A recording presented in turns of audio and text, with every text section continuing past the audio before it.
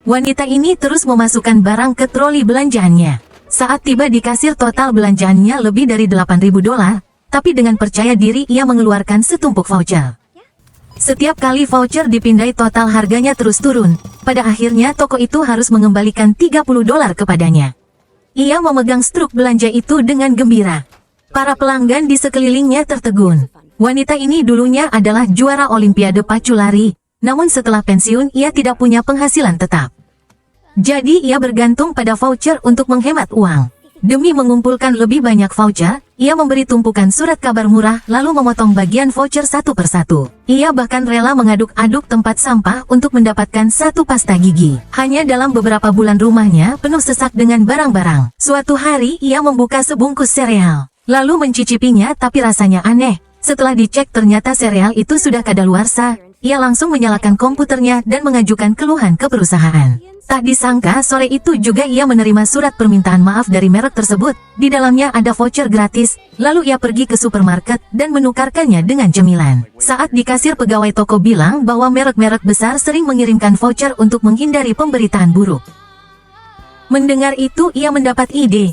Hari-hari berikutnya ia mulai menulis berbagai keluhan ke merek-merek besar.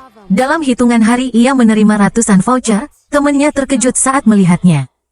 Ia berkata jika voucher-vouchernya dijual dengan separuh harga mereka bisa menghasilkan lebih banyak uang, tapi ratusan voucher saja belum cukup. Setelah menyelidiki lebih lanjut, mereka menemukan sumbernya berasal dari perusahaan di Meksiko, lalu mereka langsung berkendara semalaman menuju perusahaan itu. Di sana mereka mendekati sepasang karyawan muda, mereka menunjukkan voucher-vouchernya dan menjelaskan rencana menghasilkan uang dari voucher itu. Lalu berhasil membuat kesepakatan.